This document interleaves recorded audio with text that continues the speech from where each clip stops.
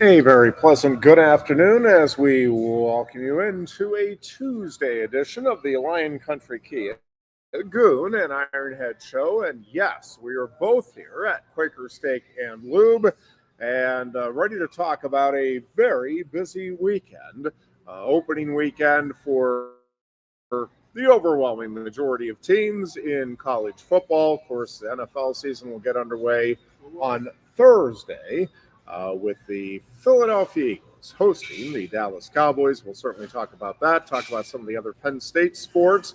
Not quite the weekend that Penn State was hoping for in the other sports. And, of course, Thursday night, the State College Spikes will be playing the MLB Draft League Championship game, hosting the West Virginia Black Bears in a 6:35 contest that will wrap up the season. So we'll talk about all of that and much more as the show unfolds. Certainly a lot of Penn State football talk, though. Goon, the Nittany Lions making history on Saturday, first time ever in college football history that a college game ended with the score 46-11. And I was Penn telling State somebody, wins it. I was telling our friend Austin that yesterday, and I was trying to think of what they called it. Now, having looked it up, I was close, but I wasn't right on. So I said it was called a scoregasm when you have a score that's never been in the history of the NCAA football. But it's not called scoregasm; it's called scoregami. So I was a little off on my yeah, a little bit. Well, scoregami's that's the group that lets you know that they keep track of. But imagine that 46-11 in the first time. I mean, yes, it's a weird score, but first time you would ever. Think somewhere along the way, yes, that some other game would have stumbled across that final score. One of those unique things. There were a lot of unique things about Saturday's game, not just the final score. Start with the Beaver Stadium construct. Did seem like it took a little while to get everybody into their seats, particularly on the west side in the so-called temporary stands in the section to the top far left of that area, but eventually filled in very nicely. We had the first ever female drum major. She nailed the first flip. The second one, pretty good. But a pretty cool moment there for sure. Yep. And Penn State off to the 1-0 start that James Franklin and company were hoping for. There's some things I think you can quibble with, but I think that's what you're doing is you're quibbling, and that's fine. I think this is the right time of the year to be quibbling because this program needs to be ready and raring to go. Oregon looked very good in its season opener, albeit against inferior competition as well, but they were cashing in on their opportunities left and right, and that is looking like it will be a very big game coming up for the Whiteout at the end of September. And that game right now, you would almost guarantee that that'll be a matchup of top 5 programs in the rankings. And we'll get to the rankings in just a moment.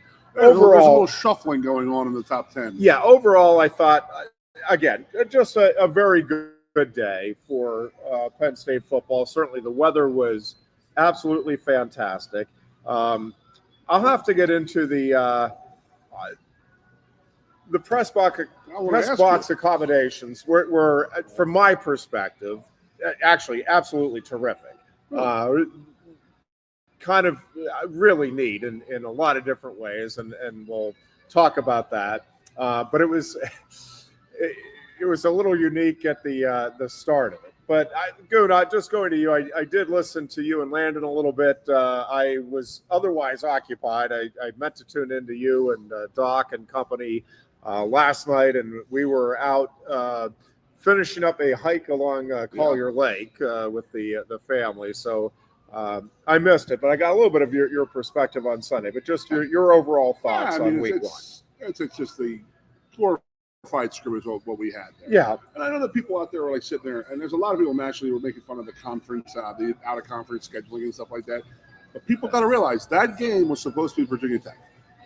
Okay, they got kicked out of because of the COVID thing, and we had to cancel our game down there. Yeah, I still don't understand. A known game, but Nevada's not a known entity. It is what it is. Yeah.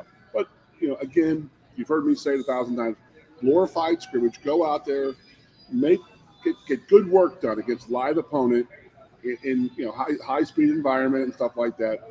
Ultimately, get nobody hurt, get your way out of there, get a lot of guys playing, and we're going to talk about this, and that is that and I talked about it last night with Nick Dawkins on my show last night, and this is uncharted territory for anybody, not just Penn State, anybody. So Notre Dame and Penn State played 16 games last year. So that really affects, and I was talking to Nick about this, that really affects like their practice scheduling in the preseason. And they played 4 more games. They played a quarter more games than I played in 1994. Yes. Your body, you have to train your body to do that. And then you're going to do it in the back-to-back years the way that we are charting and we are working towards playing for a national title, going on a deep run in the playoffs, playing for a title. So that could be a 16-game again. So you're going to have a guy like Nick Dawkins, Drew Allen, playing 32 games in 2 years. Now, you and I have said for 10 million times, the tread on the tires, you don't want to waste it all in college because you need some tread on your tires when you go to the NFL. Yep. But the interesting was talking to Nick about that and how James has he changed practices? Has he done this? And yeah, he goes, it was about a preseason that he's had, and I believe he said it was the 6th year here, that he felt as good coming out of camp as he ever has physically. And it has a lot to do with James having to think about, and Joe never had to do this. James is the first coach, to do this, and that you are scheduling, you are practicing, and you have to prepare your team for a 16-game schedule, and that is a lot of games for college kids because we are used to 12 to 13. Yeah, I think it does. It changes everything about the way you need to prepare, the way you need to think about your roster, and how you play guys. You wanted to leave the starters in as long as you can the other day. You want to get them good work in this net, but you don't want to get anybody hurt. Yes, and by the way, mission accomplished for week 1 for the Nittany Lions, which to me is actually the most important news coming out of Saturday's game. And we can get into different things we liked and maybe some things we didn't like in terms of what we saw. But boy, the thing, if you're a Penn State fan, you had to love is that no apparent injuries, no reported injuries, and that is not insignificant. That is a big deal coming out of week 1. And you're hoping against hope that that is the same report we get after the next couple of games, because if this team does have everybody available and might even be getting a couple of guys back this week or before that Oregon game, I do think that this Penn State team matches up with anybody in the country, but that's when completely healthy. Well, no team is going to be completely healthy throughout the entirety of the college football season, and in particular with the length of it, you're right, Goon.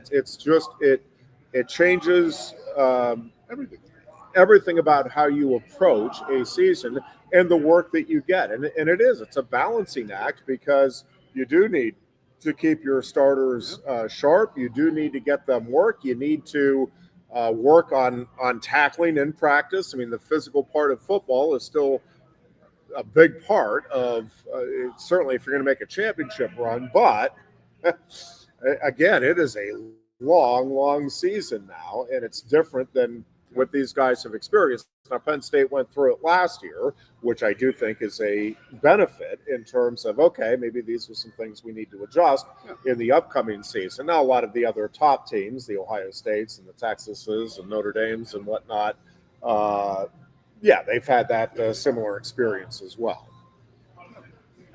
Again, I keep on saying, we've talked about this, but we have talked about it.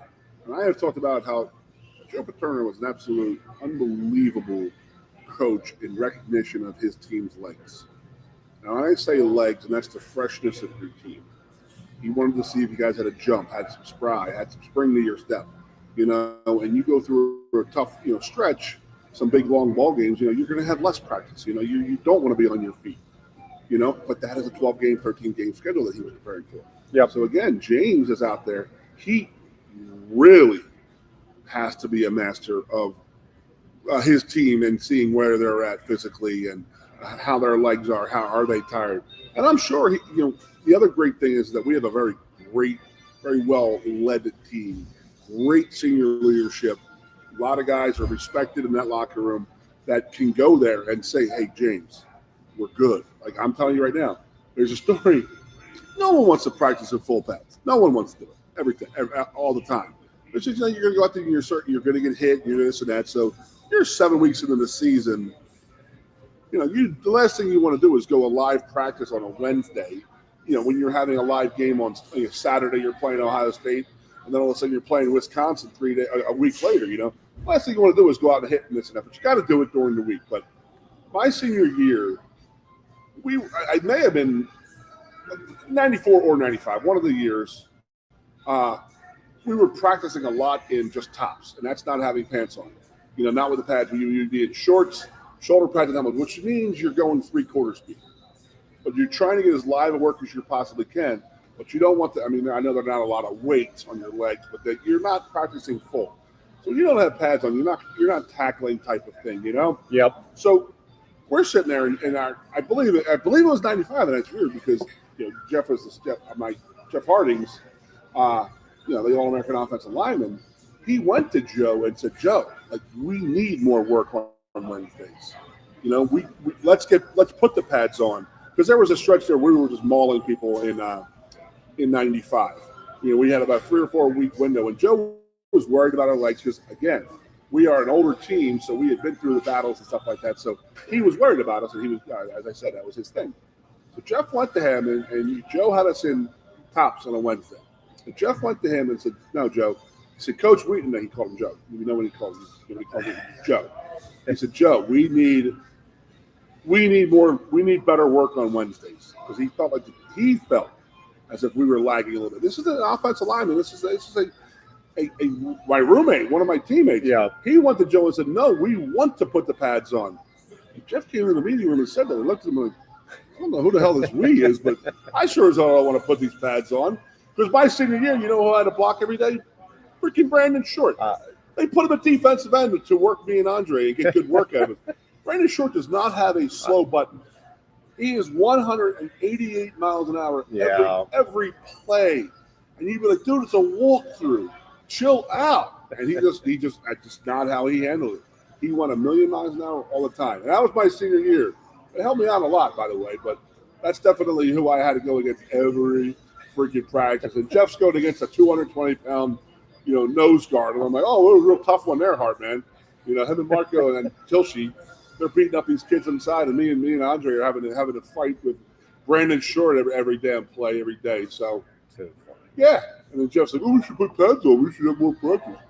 He wasn't happy about that. But James has got to get a good feel for his team, and I believe with that senior leadership that we have in Aller, in Dawkins, in Singleton, and they're going to go to him. They're going to go to James and say, "Hey, we feel good or we feel bad," and hopefully he will listen to them. Yeah, well, no, I think that that's where you have to have trust in the leadership on your team and the communication. There's guys who are like, "Oh, we want the no pads." No, there's times that you have to put the pads on. Yeah. And some guys are a little bit lazy. They don't want to hit practice enough, stuff like that.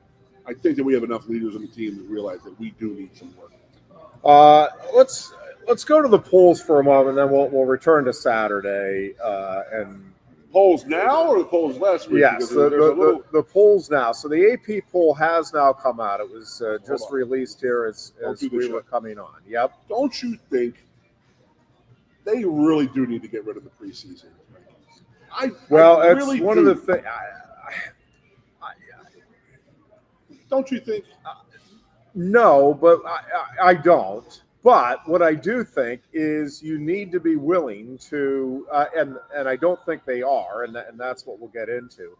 I'm okay with preseason rankings. Hey, this is first of all, it's inevitable. Now you can have the Associated Press say it won't release one, and the coaches say they won't release one. But one, it's going to drive fans crazy. All right, well, who do you think? And there will be, there's going to be preseason polls. People are going to let you know what they think, regardless. Here is where I think that there are some problems, although we'll get into this because this is what we were talking about last week. Is like, all right, if you wait a week after, well, you're telling me you have a really good sense right now, do you, as to who would win in a neutral game between Texas and Penn State? Really? I got a great feel for that. So, again, and truthfully, in some cases, I think you can get through the majority of the season, even when the initial college football playoff rankings come out. It's like, oh, okay, I don't know if that team's really as good. Indiana last year. I mean, every year there's teams where it's like, yeah, there are some teams where it's like, okay, yeah, that's definitely one of the top 5 teams. We might quibble about whether they should be second or fourth, but man, they're up there. But there's other teams that are going to be ranked later in the year. It's like, I still don't know exactly where I really think they're at relative to other teams. Because unlike the NFL, and I just saw they have their first power rankings. They haven't played a game yet. The thing is, the NFL teams play comparable schedules. Now, some schedules going to be tougher than others. Yep. And they'll rank those. Some divisions will be lesser than others. Sure. But they're very comparable. Nobody's playing the non-conference schedule that Penn State is, and then having, an Ohio State, Texas as part of the non-conference schedule. So I don't have any problem doing it. I do think you should then be able to just throw out the preseason, like keep it. Hey, I want to see how I did at the end of the year type thing, but go week by week. And I think this is one of the things that we'll discuss here because the rankings have come out.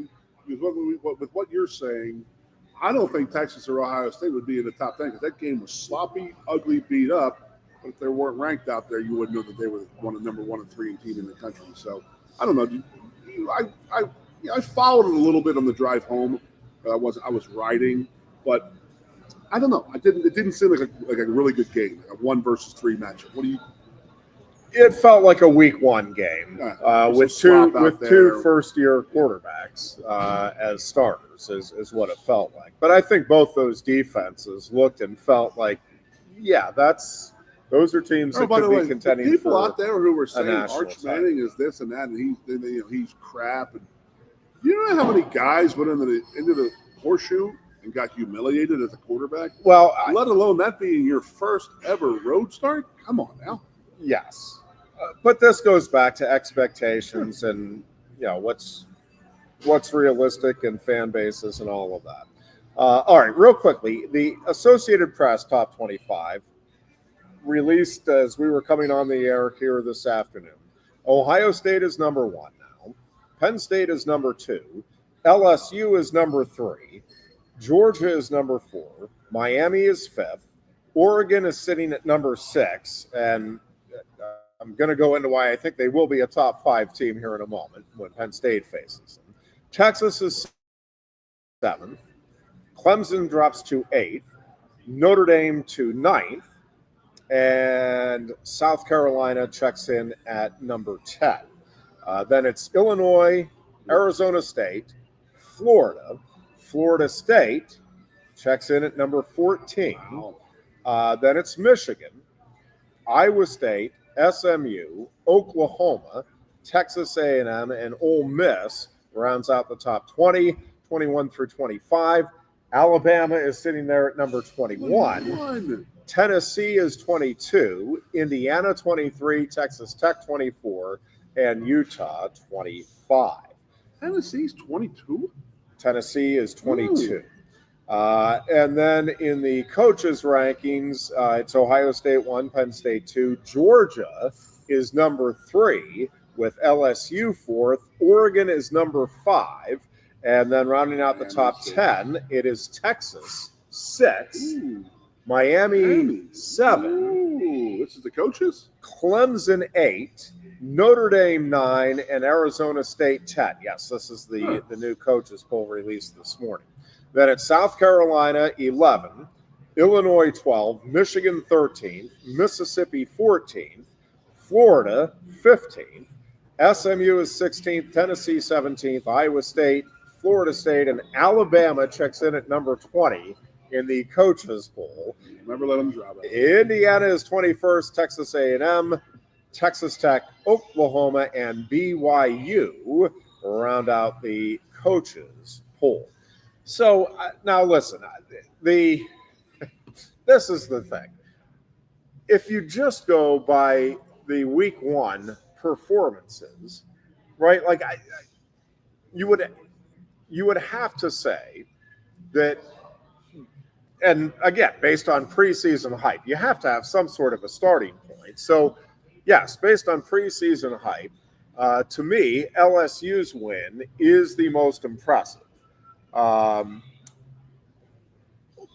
Only over Miami and Ohio State because LSU was on the road, and Clemson has such high expectations, and for LSU to go on the road and win that game, to me, is what makes that slightly more impressive than the other 2 top 10 matchups that we had on week 1, where the home teams prevail.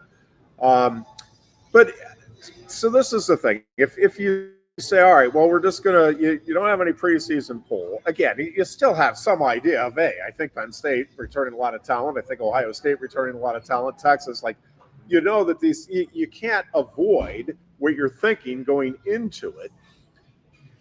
But here's, how do you compare an Oregon blowing out Montana State with a hard-fought loss for Texas at Ohio State with a first-time starting quarterback?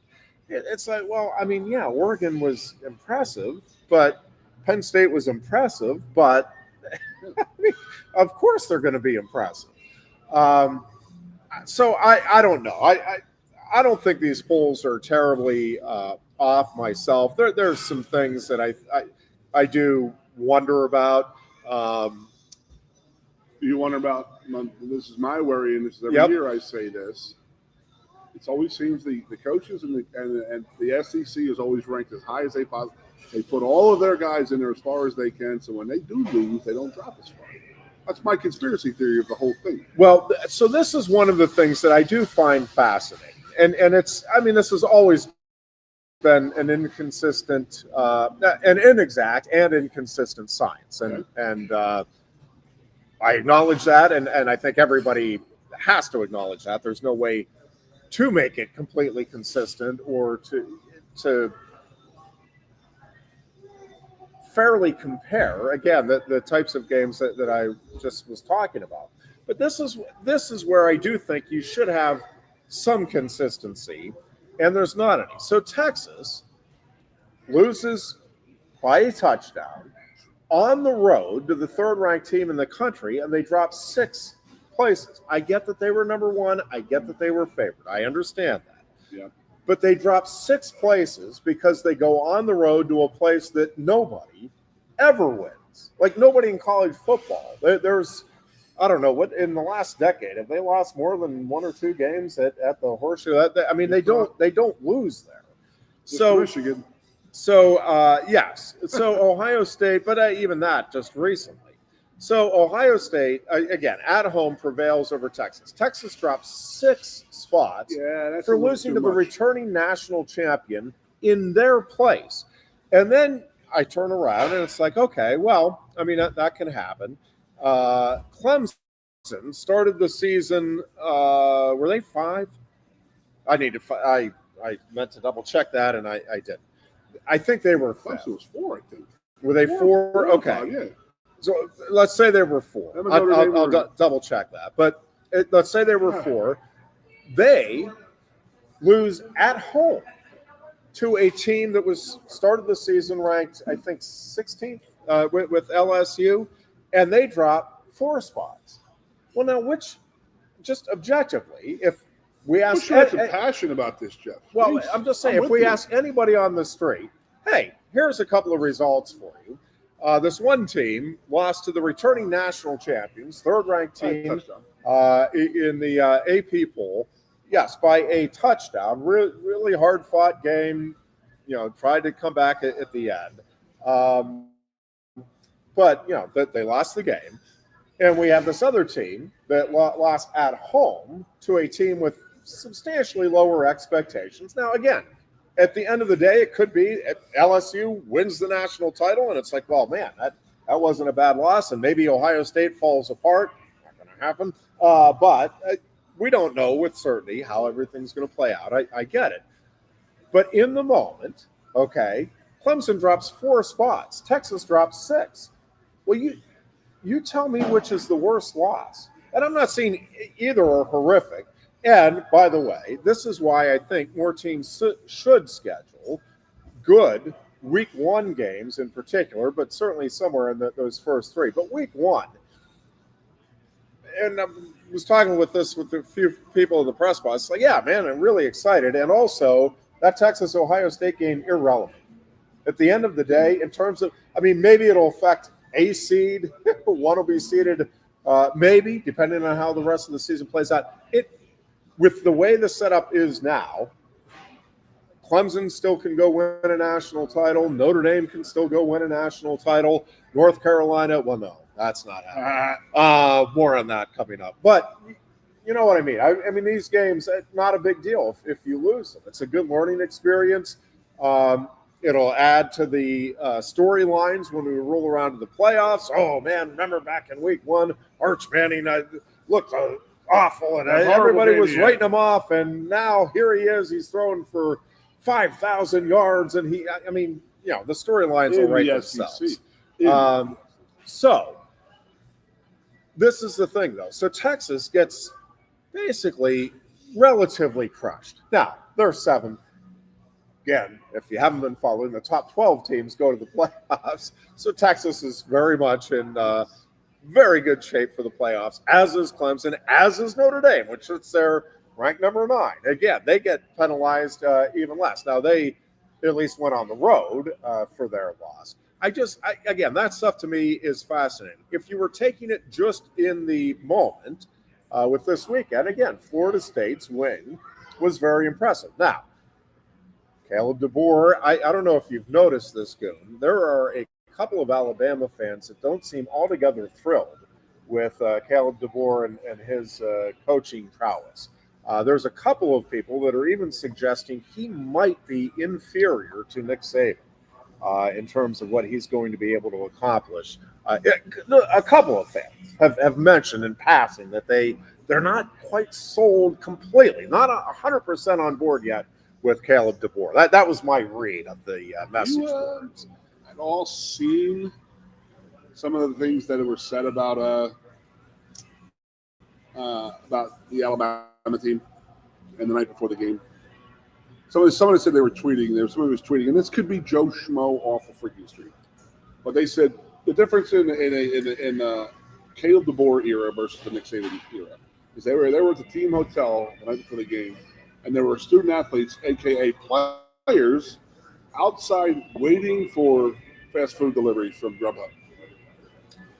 Well, and you're like, I played for the old man. The old man seemed to be a lot like Nick Saban, and when it was like you're regimented. Yeah. And then you're doing that. I think Joe would call that lollygagging, out there being an idiot. Like, go to bed, get your rest and stuff like that. So a lot of people, I saw some people online on Twitter who were complaining about that, I guess, that this is a Nick Saban's team, this is Caleb DeBoer's team and all this and all that. Yeah. So, you don't think, we talk about the Big Ten holding coaches responsible. I remember when Michigan came here with Rich Rod. Yep. And we blew them out. I remember going, I think it was with you I think Kerpakis was on the post-game show up at the Bryce Jordan Center. We were laughing. Like, I don't think he's going to make it to the tarmac. But Alabama, that's the stuff that they do. Oh, yeah. I mean, that fan base is absolutely nuts. And they're going to say, well, he has a $75 million buyout. Do you think Alabama cares about that? I do not. Absolutely even not. less in this day and age than they have learned previously. a lot about Alabama when in the Mike Price situation 15 years ago. Yep. Holy crap. Yep. So, yeah. That's in a little bit of influx up down there in Tuscaloosa right now. I don't know what what they are as of yet, but I'm sure that they'll be in the playoffs somewhere. But I want to talk about you and I, we're 80s and 90s traditional college football fans. 80s and 90s, Notre Dame, Alabama, and Texas were gasping for air to be in the national title this year, to be in that, in the Final Four. And you really, I mean, that was the adage back in the day was, if you're going to lose early, you lose early in the year, because then you can come back and work your way back in. Yeah. But those days are well over. Like, those seasons are not over. That's where we got to be a little bit with, we need to change our thinking as fans about the length of the schedule, one. And then two is, it is a playoff, i.e., look at Ohio State. They lose 2 games last year in the regular season. They get into the playoff, they go on a run, and they win the national title. That would never happen. That would not have happened before the 12-team playoff. Not a chance of it. So we need, again, our old school mindset of those teams. Oh, they're done. They got to see who they got to beat or who's going to lose. It is a 12-team playoff. There is 12 spots out there. So that those top 12 teams that you just and I think it's going to grow. Yeah, quickly, to at least 16 here. And we got to talk about that. Not this I was year, talking about that with Doc last night. I said, okay, if we're going to go to 32 teams or 16 teams, that's another game we're going to put on there. Now we're starting to talk about, are we going to drop regular season games? You know what I mean? If that's how it's going to be. Yes. Yeah. We'll take a break here but the other component there, Goon, is now they are getting paid. They are employees. And so I think the expectation can be different. Now, the toll on the body isn't going to be any different. And the transition now from high school to college is not any different. Again, there's a lot of still moving parts, but a lot of interesting pieces that coaches and players alike and their families are having to put together.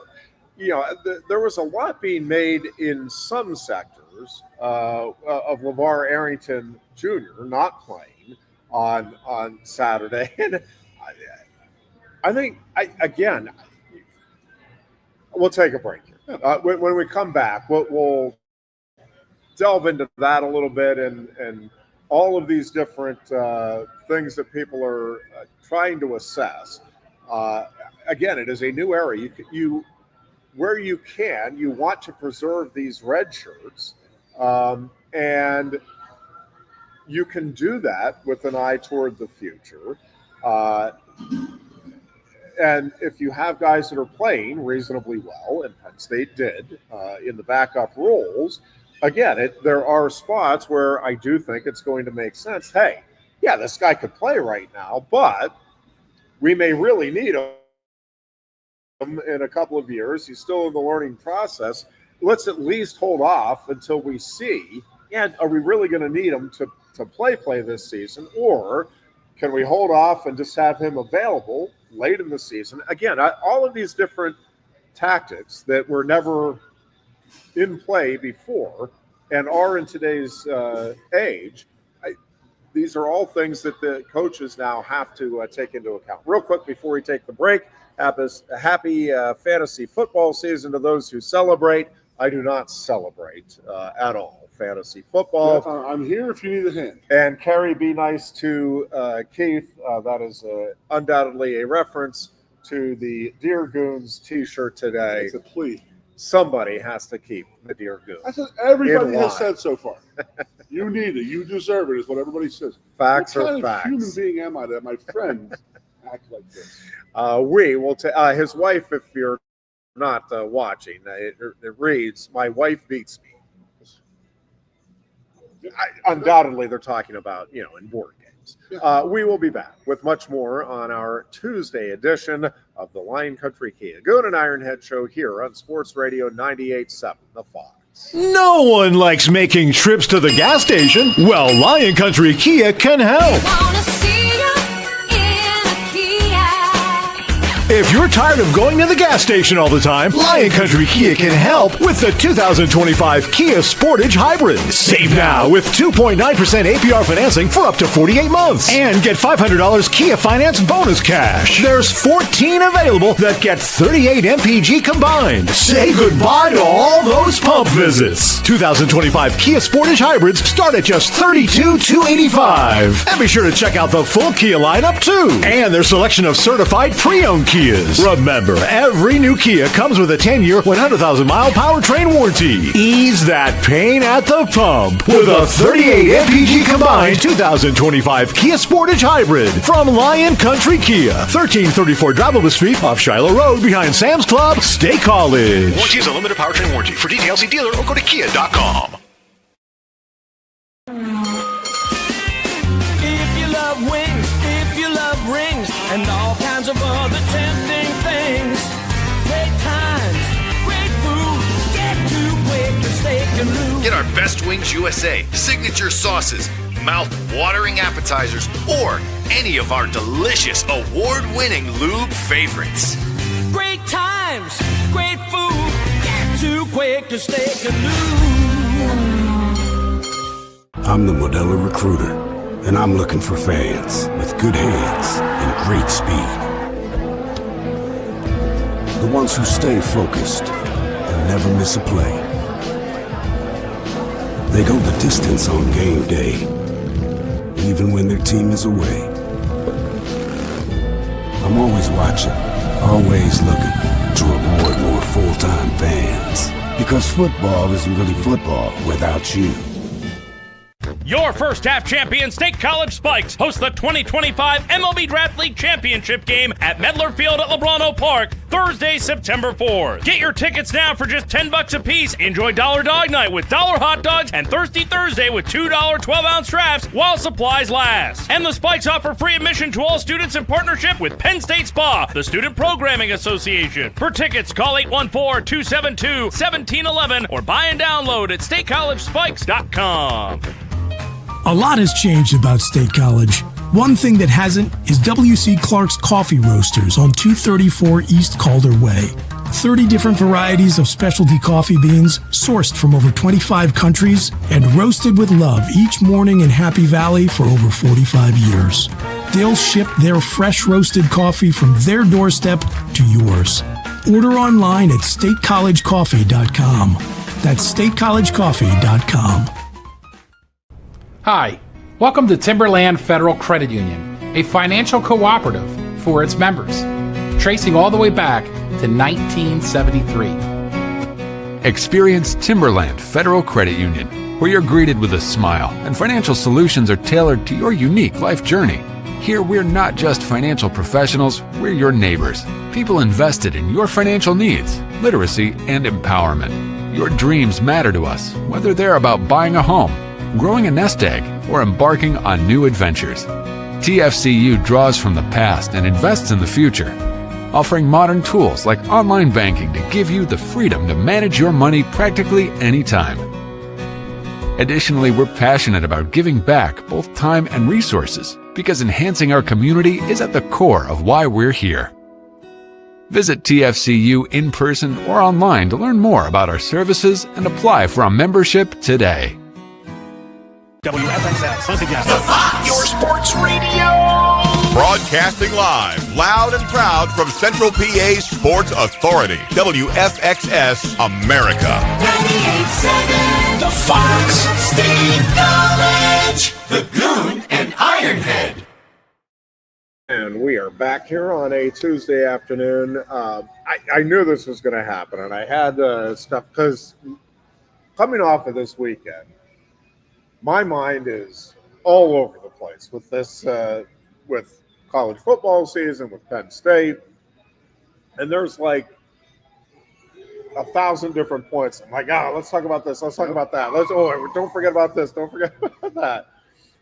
real quick, just a couple of little stories. One, as I think most of our audience is aware, there is a new press box. Now, I've heard the term temporary used, but talked to a couple of people on Saturday, and they're like, I'm not sure this is as temporary as people are thinking. That the other side may be used more to sell other opportunities. I don't know that is hearsay, I will grant you, but the people that told me, I think, have at least some idea. So that's neither here nor there. And truthfully, from my perspective, that the accommodations were fantastic on Saturday, and they have the way that booth is set up. And if you're facing the east stands, we're on the third level of the boxes up there, the luxury suites. We're at the far left end, so nearest the north end zone. Okay. And so there's the outdoor seats there off of that box, which, again, it was a little tight. I didn't think it was any more tight than what the other accommodations were in terms of my personal seat anyway. So I think that part worked out fine. And again, the viewpoint was good. I think the way they had it laid out made sense. All of that. What was interesting, and I had read ahead of time, they sent out notices, obviously, on, hey, this is what the setup is going to be. So they tell you, use the employee entrance, and then you go in and the elevator will be to your right. So I walk in, and there's a door that's marked media elevator. Well, clearly you go in this door that's marked media elevator. So I open the door and I look in, and it's like, oh no, this is a kitchen. There's like people preparing. I'm like, oh, I am so sorry. Mark Brennan's in there making a souffle. So I close the door and I'm looking around and I'm like, well, this is weird. Like, the door is marked media elevators, and I'm looking, there's like a big overhang door that's closed to the right. I'm like, well, that can't be it. I'm like, well, it must be down here. So I walk down the, it's like a little ramp there, and I'm peeking around. It's like, well, no, there's no elevator here. There's stands. So I go back, I open the door. I'm like, excuse me, I know this isn't it, but there's actually a sign on this door that says media elevator. Could you tell me, do you have any idea where it is? They're like, well, yeah, it's in here. I'm like, oh my gosh, it is in the kitchen. So you go through the kitchen to the right, and again, it's fine. It just threw me for a loop. I was not expecting to open the door and see a kitchen. I'm expecting to open a door and see an elevator. So, and it takes a while, which is fine, no big deal. So again, all of that worked out, again, from my perspective anyway, just fine. I think that, and if they do end up making that permanent, I think that's was it not an unreasonable situation. Before it was no.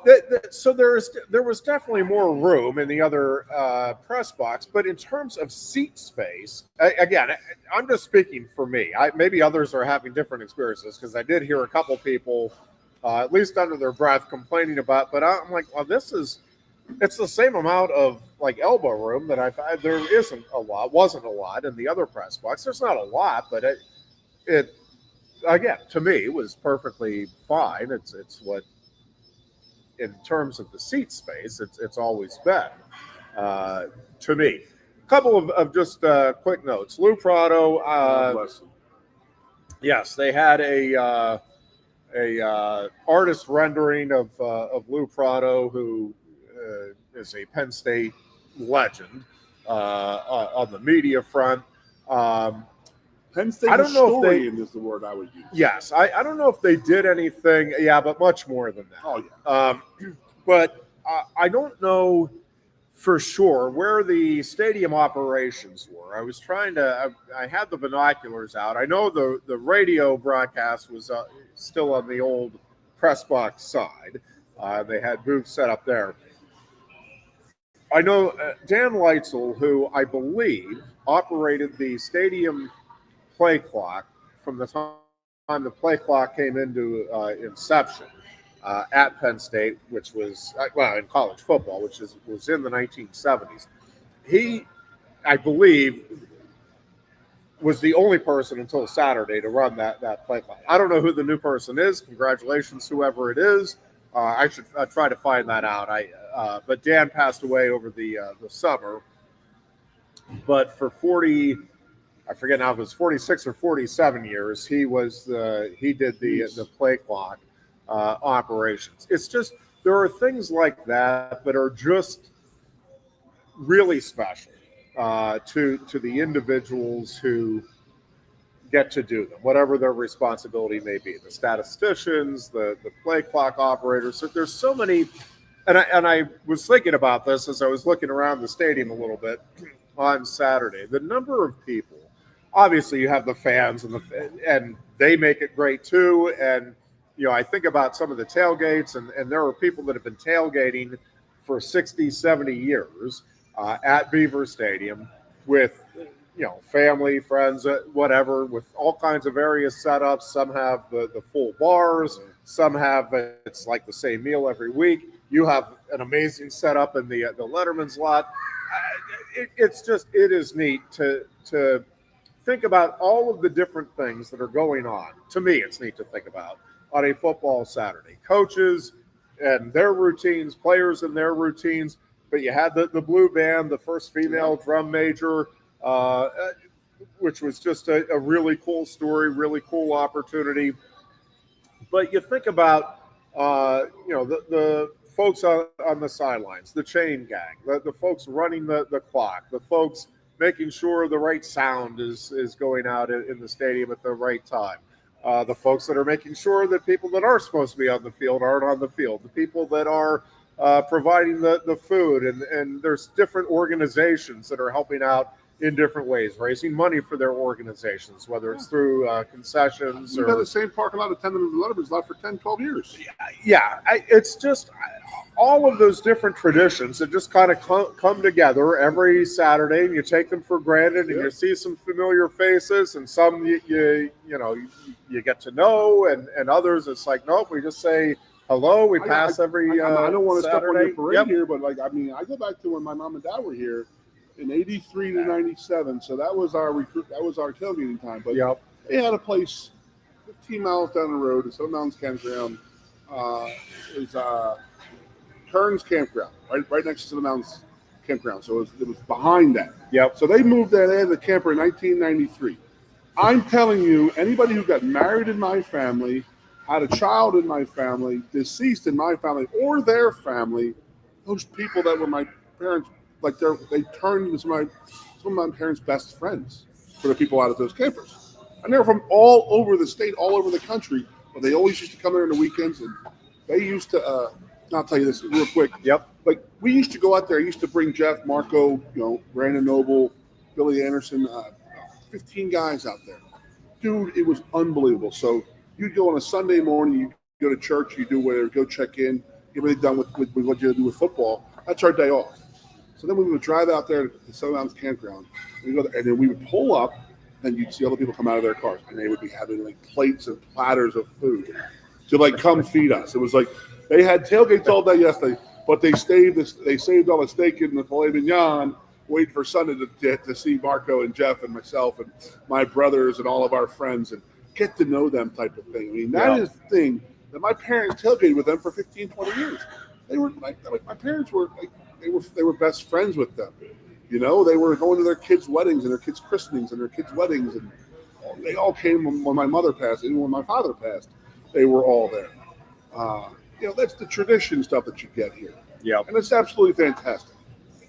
Well, and that's the thing. So then you that's just Penn State. Then you start multiplying that with, it's similar experiences at all of the big schools. I don't need to name them all, but and even some of the smaller schools, right? Like, there's cool little traditions, and there's people that have been, doing program sales or doing whatever at small colleges all across the country.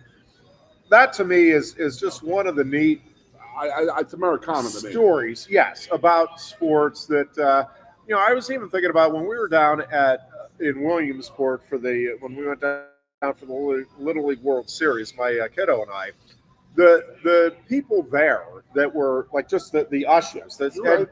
Talking to a couple of them, they're like, "Yeah, I've been doing this for I forget now." Yeah. The one guy said it's been like 40 years, and has seen it obviously grow. 40 tremendously. Years ago. So a lot of history there. Big time. And it's like, it's just part of my tradition.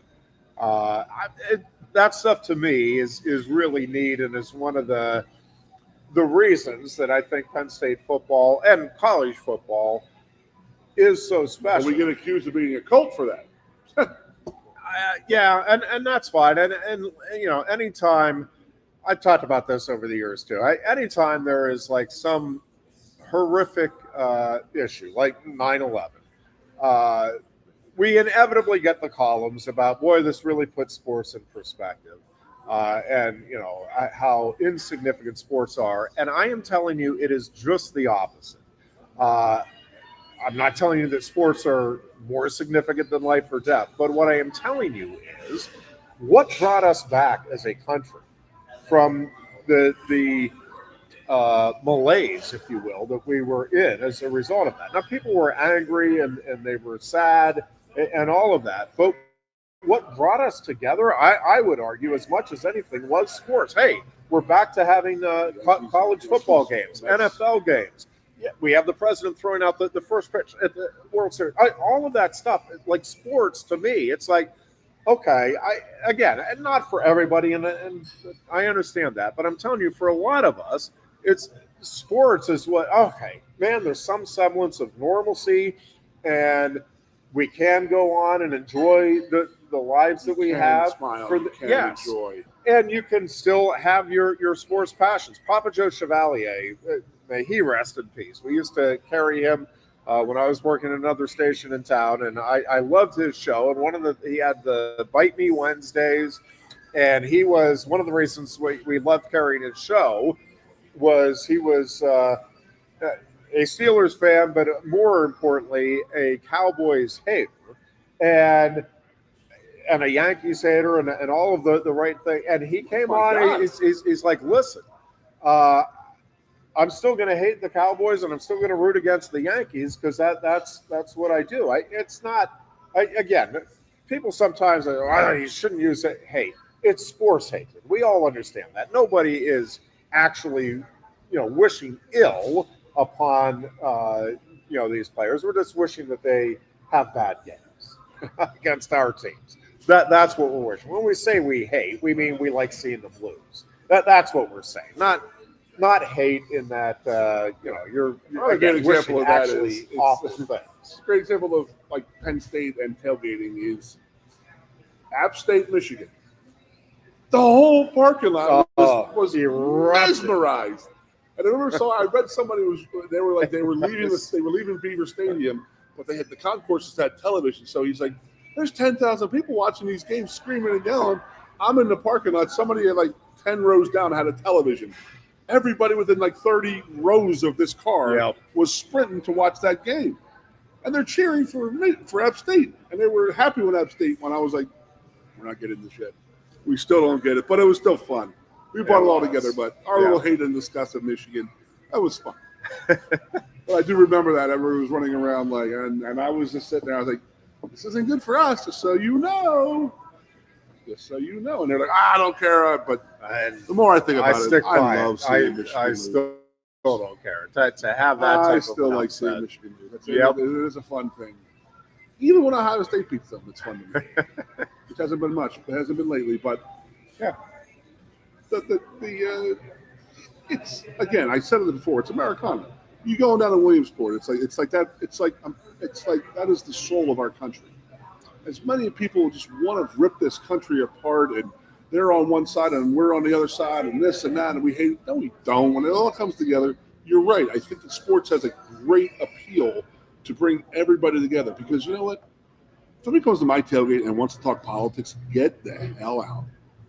You're not changing anyone's opinion. For everything. We're here to have a good time. I don't want to sit here and talk about this and that. Let's talk about the game last week. Let's talk about that Let's talk about Bill Belichick just getting absolutely humbled. Well, so here's the thing about all of that, though, is, and again, we're sports fans. We overreact. It's what we do. It's who we are. But the number of people, fanatic without fans. I told you Bill Belichick wouldn't work out. What? We're one game. We don't know, and it might not. I mean, I'm not sitting here telling you, oh my God, Bill Belichick, he'll win a national title within a couple of years. But we're one game in, and they have a completely new roster. 70 new players that were not on last year's roster or on this year's North Carolina roster. Well, it's not exactly shocking, given that. I think they have whatever it is, 38 players that actually were at least on the roster for a year and are a little familiar with Chapel Hill ahead of time. So, I thought they looked a little better than what they did. They looked a little disorganized, a little more than a little Bill confused. Belichick is what they look like. Yes. But, again, we're one game in. And let's just see how it all unfolds. Same thing with Arch Manning, as you touched on. Even Caleb DeBoer. I mean, I get we're one game into season 2, but folks, like, you don't snap your fingers. And listen, every coach. Let's go back a bit. Every coach also has a different style, and so the fact that he's allowing something, and maybe that is part of the problem there. But also, or it could just be, you know what, we just haven't figured out how to get these guys to gel just yet. Or the offense is a little more complicated than it was under Saban. Or, I mean, there's a bunch of different things. But, man, we find that one thing. It's, the players are out there ordering fast food. There's your problem. And, again, it might be. I'm not dismissing it as any possibility, but I'm just saying no matter who it is, there's going to be changes. And if you're not as successful as what the last guy was right out of the gate, people are going to look to those changes. James Franklin at least had a little bit of a buffer between Joe Paterno, and obviously there were crazy extenuating circumstances. You don't want to be the guy who replaces the legend. Right. You got to replace the guy who replaces the legend. Yes, although sometimes you need to be like 2 or 3 removed, actually, if you look at Alabama's history. But anyway. Well, I'm going to say this. Who did Alabama lose to? Florida State. And they wanted Mike Norvell's head last year. Yes. And, right? Yep. Yes. And this is the other thing that we'll just see how this season plays out. But I do think in this day and age of college football, to some degree, this has always been the case, but much more so now. The perception of a coach, a program, an individual player can change in a heartbeat, in particular with the coaches and programs, because of the transfer portal and because of the money involved. Again, you can see. Now, Indiana did not exactly light the world on fire against Old Dominion on Saturday. We'll see how this thing unfolds. But Indiana can overcome decades of misery, and, we're a playoff team. And maybe they can become a perennial playoff team. I will wait and see. I'm okay with losing for 40 years if we have 1 year in the playoffs. So, but, I think this is a pretty critical year for Michigan. Now, I think they're going to be good. How good remains to be seen. But, Alabama, I do think they're in a critical juncture here because the perception, again, can change quickly. It's like, do you really want to go to Alabama where they were once, the program, but clearly now they've lost a step. And you look at LSU now, at least for the week. Boy, that's a hot commodity. South Carolina, boy, we're up and coming. You want to go there and become part of that. Florida has a couple of gigantic opportunities coming up. We'll see how it plays out. But they have, I think, both LSU and Georgia coming up here before the end of this month. So let's see how that plays out. Could they pull at least one major upset? The state of Florida, by the way, pretty good weekend. Florida won, but Miami and Florida State get gigantic early season victories. But all of that stuff, again, can change really, really quickly. And people are like, oh, man, Brian Kelly's back. LSU's back. Well, maybe. They got rid of the week one problems. But you think LSU fans, if they finish 8-4, like, well, yeah, but at least we won that first one. We got over that hump. We'll see. John says, "Go Birds!" Of course, permeate. We'll talk more Eagles and Steelers on Thursday. May touch on them a little bit yet today. College football gives you that one day away from your regular routine. I was a police officer for 33 and a half years, and Penn State football was that much-needed break from everyone else's problems. That's a great call, Bobby. You're right. You're totally right on that one. Yes, it is escapism, but it's also it is also just being able to get together for a shared experience. And I mean, maybe that is escapism, but I mean, it's to me, it's more than just escapism. It's like, yeah, we can connect over this. We can talk about this as though it is more serious than it actually is in terms of the impact it should be having anyway on our lives and all of that. But it's also, it is a wonderful connection for people because you can connect with generations, like the game itself, but then the stories. Oh man, you should have been here. This is a great team. This was a good opening day, but man, you should have been here back in '79. Man, that team opened up, but then we fell apart. And then, oh yeah, you should have been here in '68 when Paterno got his first on you. So you connect all of those stories, and I think Singleton passed Lydell Mitchell on the touchdown list. Like, Harry James Franklin talk about that a little bit, and that is a legend, Lydell Mitchell. There's just those connections too. I think are important. Those generational connections and shared experience. Let's talk about that a little bit, buddy. All the records from probably from the 2010s back are going to be replaced within the next 5 to 10 years. Individual records and career records and a lot of them. Yeah. Yes. It's almost like you got to have almost 2 categories. I mean, Drew Eller had 16 games last year. He had this many yards, but Kerry Collins had 12. Well, and again, this goes by the days before we weren't even counting bowl games as official games. Yes. Yeah, I got you. Yeah. It's just like the NFL record. Yeah, you're baseball comparing. Records. Yes, you're comparing numbers from the '70s with numbers today. Well, it's like playing a lot more games. I don't want to see Lydell Mitchell get replaced on you know what I mean? Yes. You don't want to see that. You want to see Lydell Mitchell because the 1968 scoring that many touchdowns was big. Crazy. Yes. I mean, truly crazy. Yes. We'll take a break here. Much more to come. It is our Tuesday edition. Do want to touch on some of the other sports, including the Real American Freestyle Wrestling that occurred over the weekend.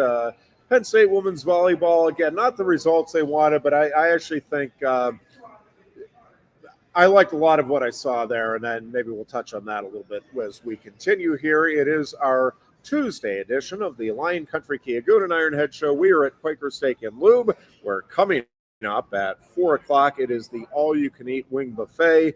Get yourself down here and enjoy. It is a great opportunity if you're a wing lover. And again, if you're not a wing lover, you have to be reevaluating at this point. Where did you go wrong with your life? No one likes making trips to the gas station. Well, Lion Country Kia can help.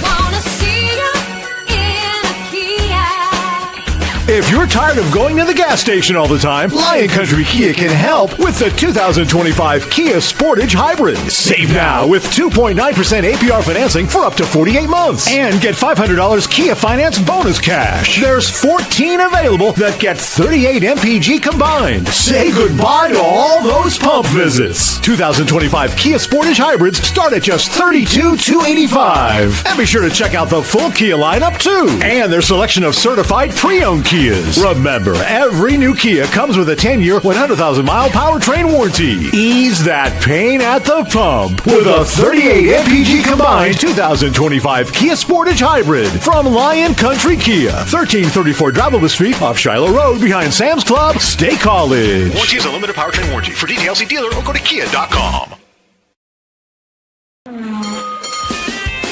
If you love wings, if you love rings, and all kinds of other tempting things, great times, great food, get to Quaker Steak Lube. Get our Best Wings USA, signature sauces, mouth-watering appetizers, or any of our delicious award-winning lube favorites.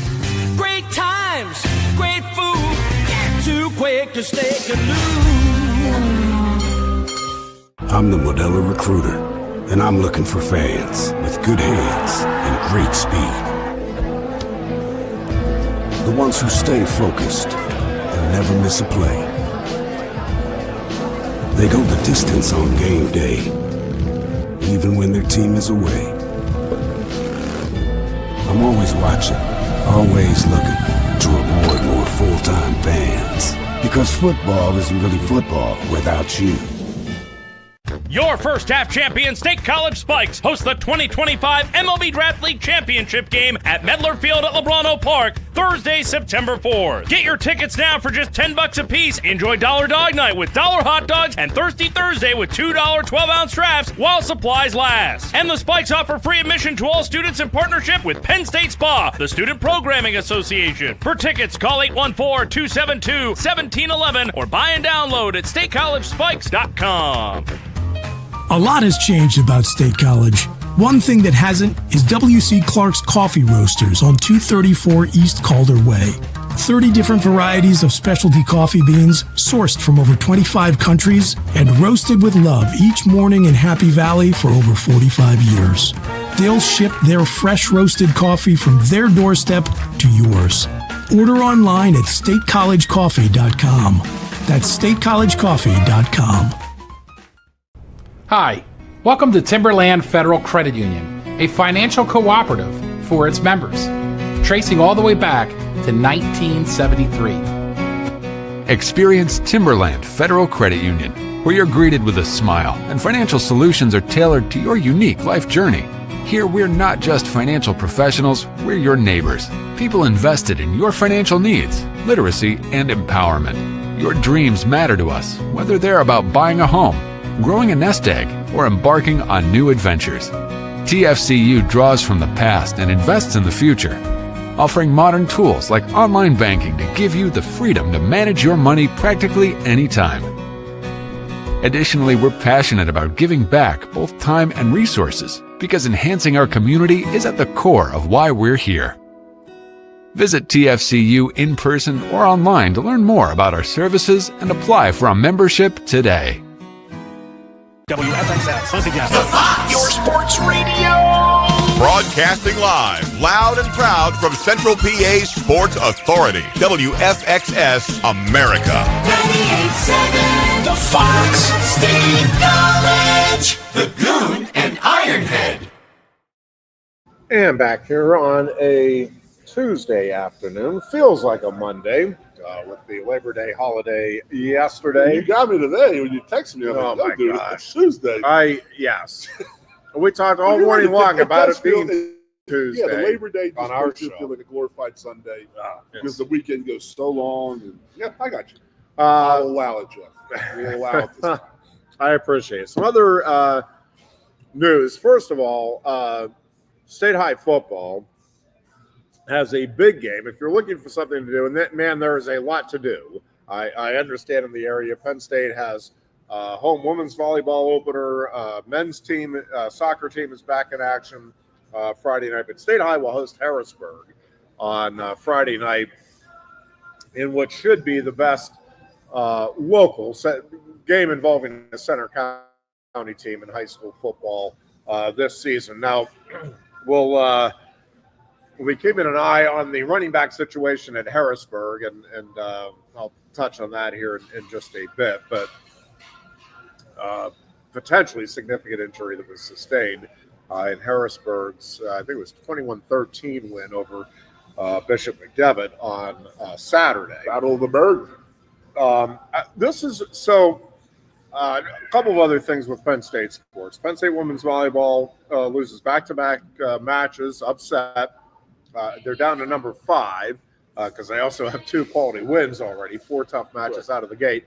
Lost to Arizona State in 4 sets. Arizona State, I didn't see all of it. But the last, I think it was 31-29 in that 4th set. Penn State was trying to get it to a 5th set. Arizona State prevailed. This was at the tournament down in Pittsburgh. That was on Sunday night. And then last night, watched kind of the same thing. Ended up watching the last 3 sets. Penn State won a couple to force the 5th set. And it's one of those things with the 15-point sets in that 5th. It really is imperative you get off to a quick start. And TCU did, Penn State did not. I'm forgetting now if it was the first, I think it was 4-5-0 or 4-5-1. TCU jumped out, and it just kind of, Penn State made a run at one point. I think it went from like 11-4 to 11-9. But again, it's hard to dig yourself out of that hole when you're just going to 15. All credit to TCU. A couple of things about it. I'm watching with great interest the reaction from Katie Schumacher-Colley, and very calm. I mean, talking to her team. I'm watching the body language of Penn State going into that 5th set, and I really like their chances because it looked to me, and again, I'm watching on TV, but it looked like TCU was tight and Penn State was loose. Like they're kind of laughing and joking around. Like I think they felt good going into that 5th set. Again, they had won the previous 2. Hats off to TCU. You did a great job. I think Penn State knows they're in it for the long haul. They're opening up with just, I think it's 6 or 7 ranked teams in a row. They'll open up at home this Friday against 4th-ranked Kentucky. So it's not like things are easing up. I think they know that testing themselves like this will get them ready for the Big Ten, and they know. They saw what they did last season, that they know they'll be there at the end. But I do think it is a real testament to the sport and the way it has grown. Goon, it used to be you could pretty much guarantee the national champion was going to come from among 5 teams. It was like Stanford, Texas, Penn State, Hawaii. Yeah, maybe Hawaii, but I mean, it was more Texas. Minnesota was in there for a while. I mean, it was like you knew. All right, there's like 3 to 5 teams each year, maybe. Some years it was like, well, you already know it's Penn State. And then Nebraska, very powerful. But for a long time, again, this was TCU, I think, was 25th, and I think 14th was, Arizona State. So I do think there is more, and Penn State, obviously, returning national champion, has a target on its back and all of that. But I do think there are more really good women's volleyball teams that the old on a given night or a given day, given match, that they can rise up and bite you. All of that being said, I think Penn State at the end of the season is still going to be one of the handful of teams that will have a real shot at winning the national title. I do think this is a big match, though, coming up now against Kentucky here on Friday night, just to kind of flip that momentum. You want to obviously always hold home serve in any sport, but I think women's volleyball, it's especially important to get off to a good start here in the home opener, and certainly coming off the back-to-back losses. Rec Hall just absolutely rocks on that Friday nights at home football. It normally does, but in a home football game, when you have that extra added, people in town for the game, having a good time, going out and watching it at Rec Hall, it gets loud and crazy. And the girls get involved in it. They feel that. I'm sorry. Oh, yeah. As an athlete, you feel the energy of that crowd.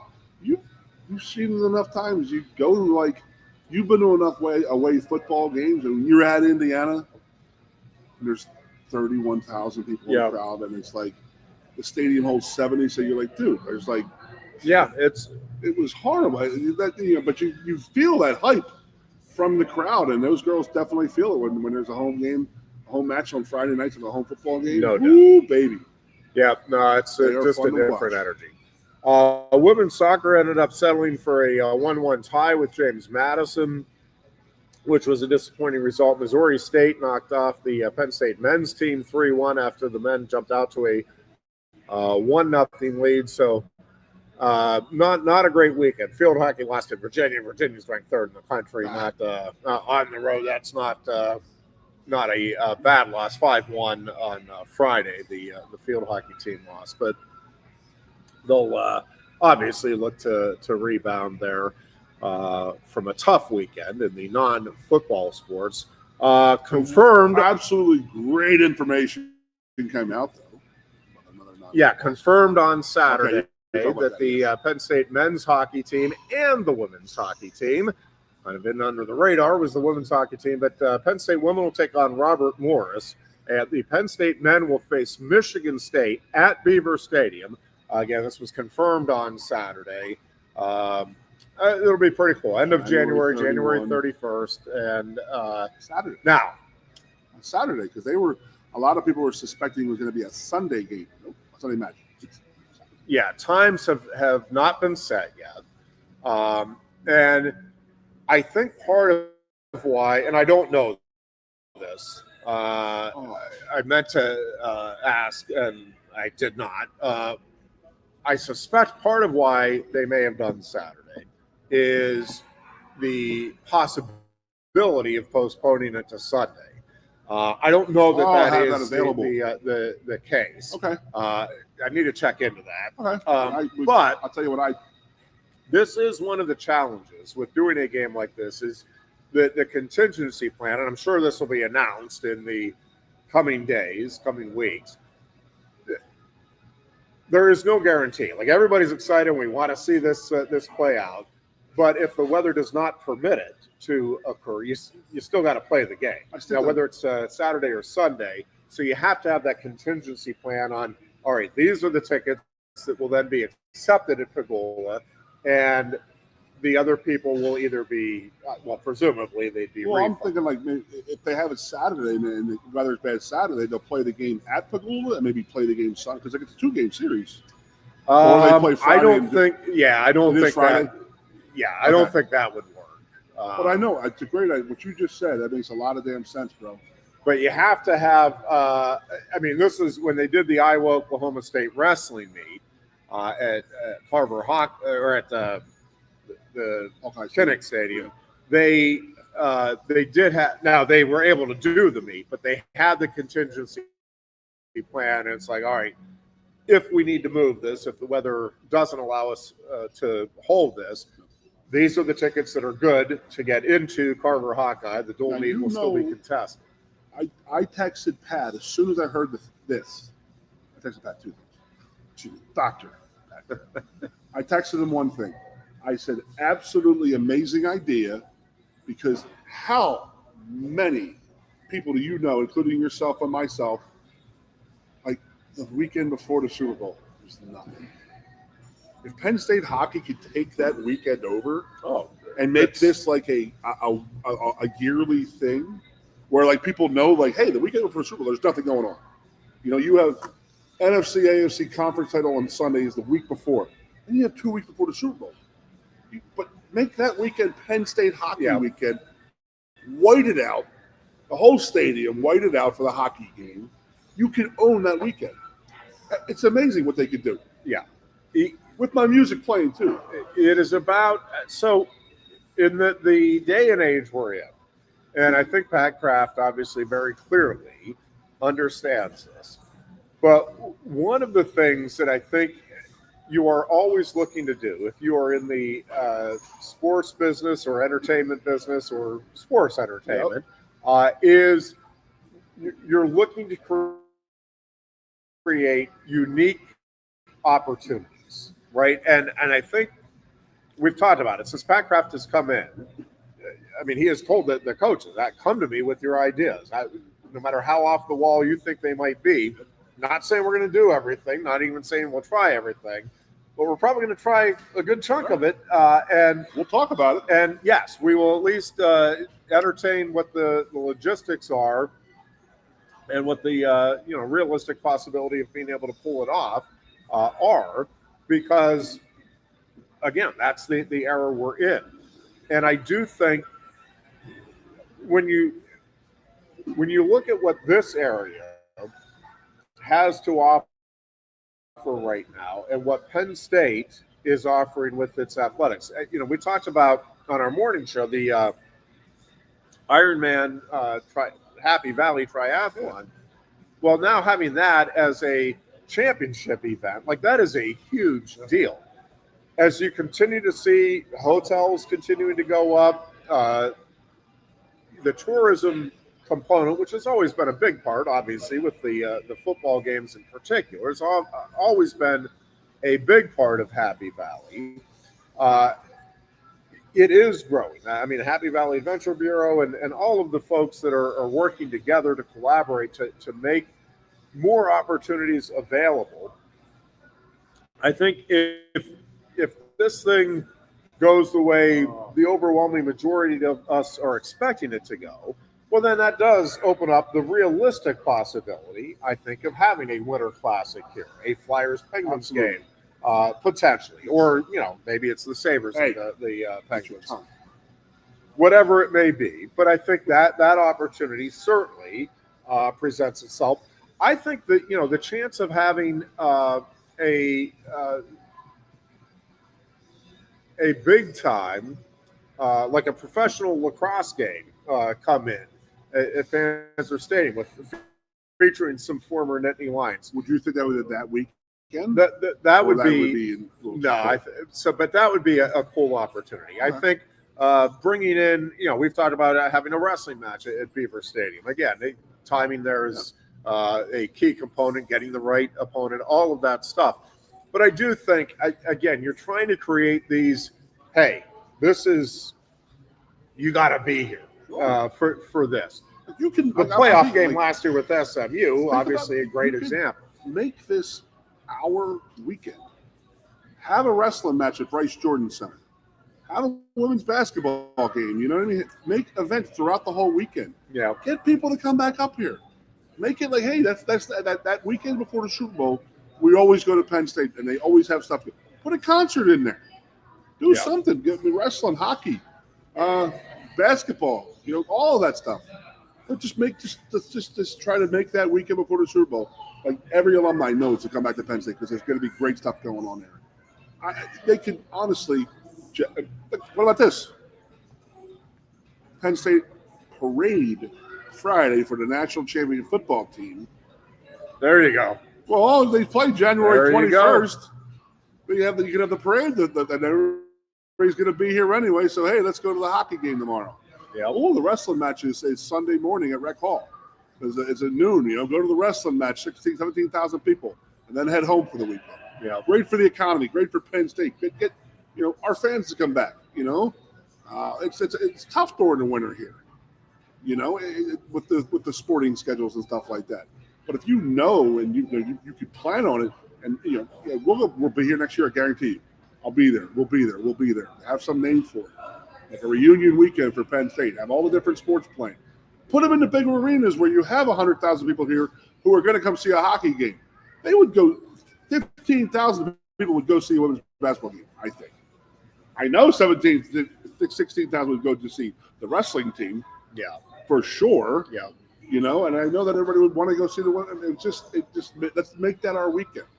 Make that the Penn State weekend. Like everybody knows as alumni. Let's get back up there. We could do all this stuff up there. And good job for Dr. Pat Kraft. I don't want his job though. But me, honestly, let's talk about that. Me and Landon were talking about that last night. In the environment of the last 4 or 5 years of the NCAA and all this changing stuff, what Pat has done and where the ship is going is just an unbelievable job. He has done an unreal job with what in his 4 or 5 years here at Penn State. under the circumstances that we were, not us, that we were in, but just sports and college sports in general, with the NIL, with the new playoff system, with, losing Title IX type of stuff, putting women and men's sports and all that.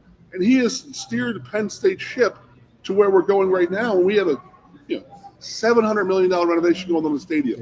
Yep. We are looking at one of the best athletic years in our lifetime that I remember. I don't remember 79. I don't know, you might, but I mean, the national titles we won last year. We want to do that again this year.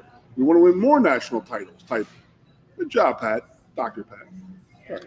Don't want your job. Oh well, and again, having the excitement around this hockey team to begin with. And by the way, Michigan State is 2 in the country. Just so people know that. Oh yeah, no, they're not playing slappy. They are playing the number 2 team in the country, and there is some significant bad blood between these two programs.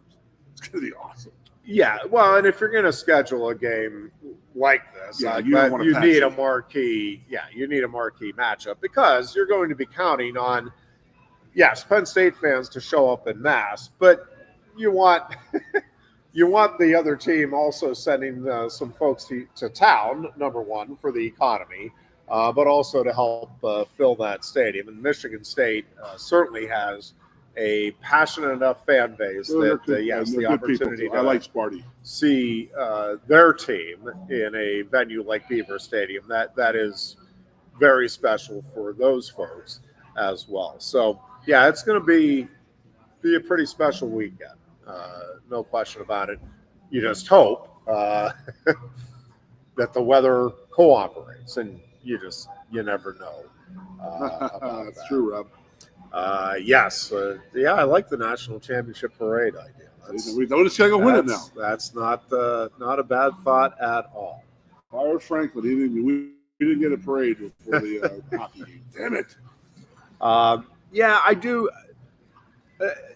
Again, going back to Saturday's game, I know there's folks that, I thought the running game would be dominant, and it certainly wasn't dominant, and it wasn't.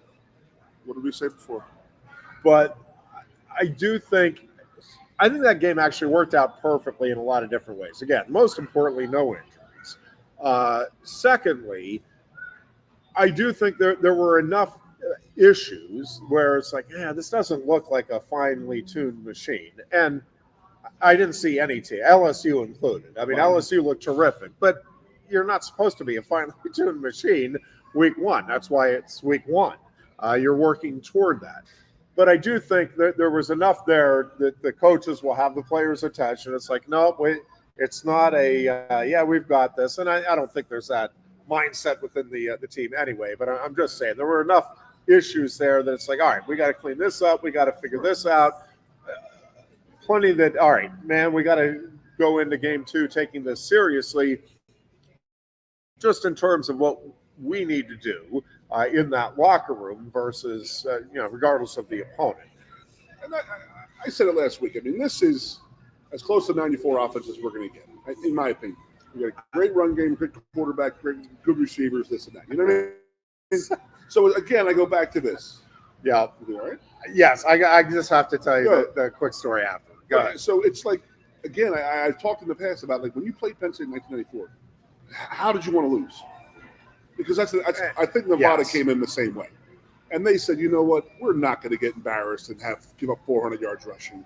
They had 8 men in the box that whole game, and they're just like, just throw the ball, keep it close. We don't want to get embarrassed and lose by 100 points and give up 1,000 yards rushing. So they were not going to let us run the ball.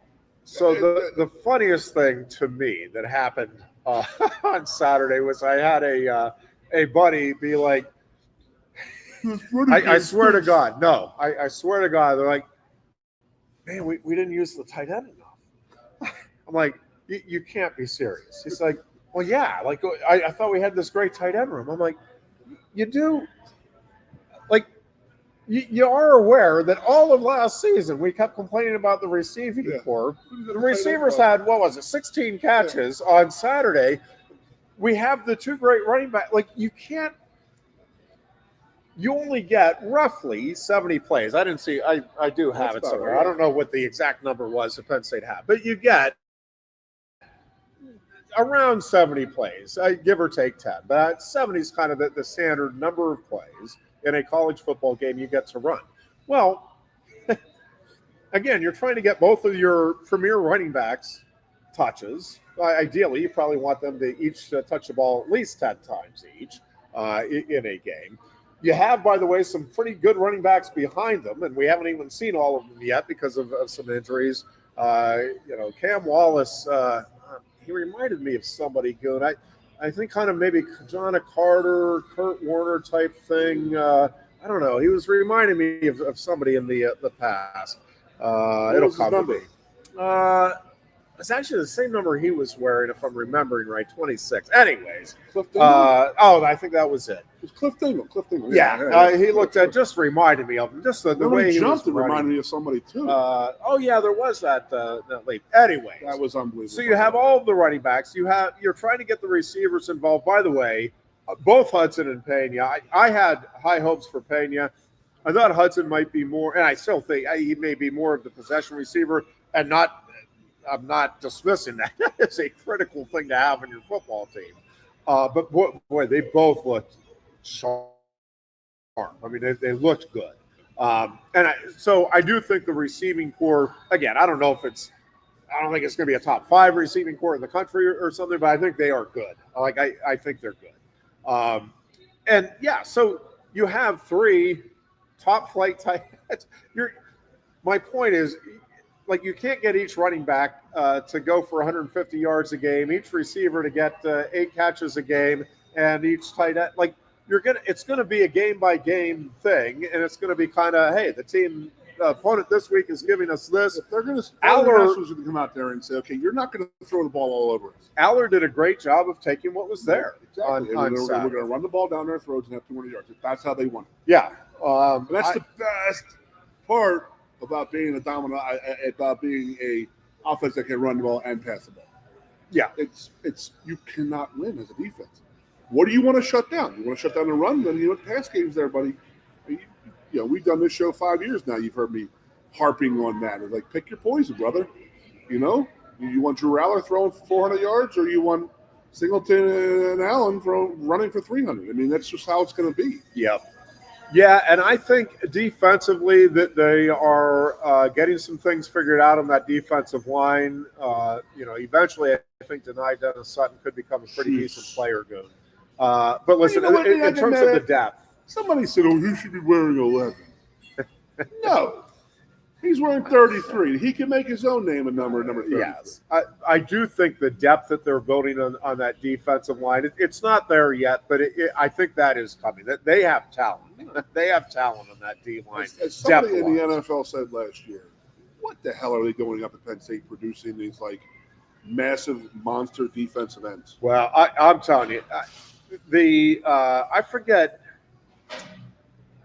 I was reading something in the preseason, and they're like, we'll see if Dennis Sutton is really all that, because, a lot of what he got last year was likely because Abdul Carter was opposite him. I'm like, I mean, I'm not saying Abdul Carter didn't draw more than his fair share of attention, but I'm like, if you watch Dennis, I don't think that's I just had no worries. I didn't necessarily think he was going to cause a couple of fumbles in the opener, but I mean, he's a superstar. He's as good as there is in the country at his position.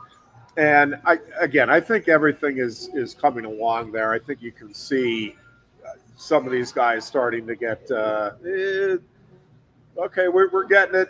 I think by the time they get to Oregon, they're going to have very solid 2 deep and maybe even 3 deep there along the defensive line, which I think was a legitimate concern. I'm not saying that it's completely answered, but there's talent there, and they just need to play a little bit more, and I think they have that figured out. I thought Campbell at linebacker looked really, really solid. Rojas, you know what you have. Secondary is really good. Again, Purdy got some good runs off. I think. Again, it's going to be a week-to-week thing in terms of matchups, both offense and defense. And I just think with these coordinators and with the experience this team has, they're just in great shape. They're in great shape. And I think kicking game, that's something, the one thing, Goon, that the punting game did not, it was like they didn't even show up. So. Yeah, I think we punted 28 times in 94, so that's their goal. They did not punt for Correct. a single yard. Correct. They got to get that figured out. Their average is horrible. You need to be averaging, you want to be averaging at least over 44. That's a great stat. Per punt. How's your punter? We didn't need 28. Is that what it was? I think it was. I think that it's ridiculous. Yeah. It's even more if you ridiculous let that see who sink in. It's even more ridiculous to see who one of the punters was. Ooh, that's a good one for you. I may have stumped the iron right there. In 94? Yep. We had 2 punters.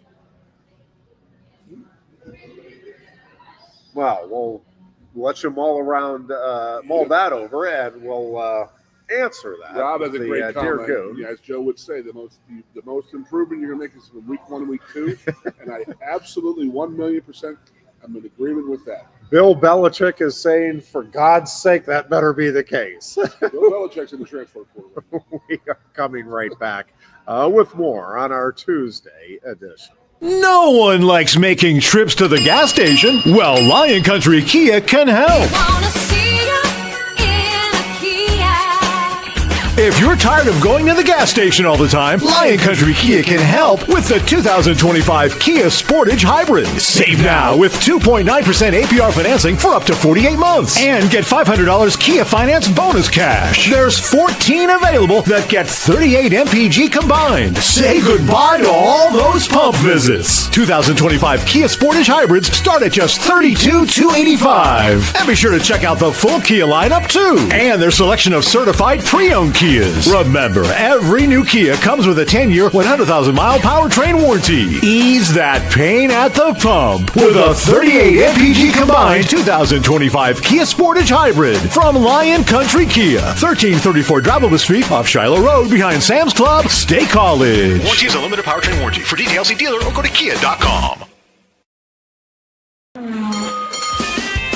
If you love wings, if you love rings, and all kinds of other tempting things. Great times, great food, get to Quaker Steak Lube. Get our Best Wings USA, signature sauces, mouth-watering appetizers, or any of our delicious award-winning lube favorites. Great times, great food, get to Quaker Steak Lube. I'm the Modelo Recruiter, and I'm looking for fans with good hands and great speed. The ones who stay focused and never miss a play. They go the distance on game day, even when their team is away. I'm always watching, always looking to reward more full-time fans. Because football isn't really football without you. Your first half champion State College Spikes host the 2025 MLB Draft League Championship game at Medler Field at Lebrano Park, Thursday, September 4th. Get your tickets now for just $10 a piece. Enjoy Dollar Dog Night with $1 hot dogs and Thirsty Thursday with $2 12-ounce drafts while supplies last. And the Spikes offer free admission to all students in partnership with Penn State Spa, the Student Programming Association. For tickets, call 814-272-1711 or buy and download at statecollegespikes.com. A lot has changed about State College. One thing that hasn't is W.C. Clark's Coffee Roasters on 234 East Calder Way. 30 different varieties of specialty coffee beans sourced from over 25 countries and roasted with love each morning in Happy Valley for over 45 years. They'll ship their fresh roasted coffee from their doorstep to yours. Order online at statecollegecoffee.com. That's statecollegecoffee.com. Hi, welcome to Timberland Federal Credit Union, a financial cooperative for its members, tracing all the way back to 1973. Experience Timberland Federal Credit Union, where you're greeted with a smile and financial solutions are tailored to your unique life journey. Here, we're not just financial professionals, we're your neighbors, people invested in your financial needs, literacy, and empowerment. Your dreams matter to us, whether they're about buying a home, growing a nest egg, or embarking on new adventures. TFCU draws from the past and invests in the future. offering modern tools like online banking to give you the freedom to manage your money practically anytime. Additionally, we're passionate about giving back both time and resources because enhancing our community is at the core of why we're here. Visit TFCU in person or online to learn more about our services and apply for a membership today. WFXS, once again. Your sports radio. Broadcasting live, loud and proud from Central PA's Sports Authority, WFXS America. 98.7 The Fox State College. The Goon and Ironhead. And we are back on a Tuesday afternoon. Penn State 1-0 on the season. The Nittany Lions will welcome Florida International, the Panthers, to Beaver Stadium on Saturday. Not much more we enjoy than watching the Nittany Lions beat the Panthers at Beaver Stadium. Correct. On a Saturday afternoon. Noon kickoff, of course, this week for Penn State and FIU. And again, the Nittany Lions are now, right? Yes, number 2 in both the AP and the Coaches Poll, with Ohio State number 1 in both. Great call. For now.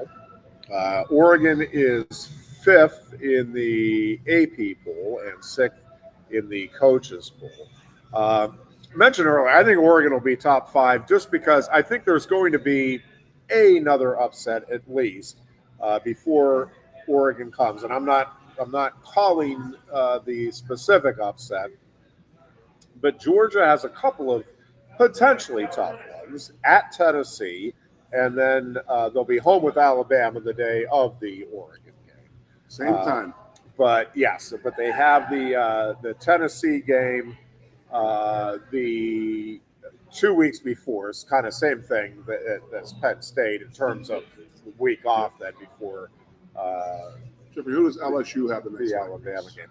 So LSU, this is interesting. I'm telling you right so, now, my personal opinion, yeah, they didn't look great the other night. I'm never convinced on Clemson. Never. It's me. That's my opinion of them. Go ahead. Yeah. Well, first of all, so Miami has, let's see, they have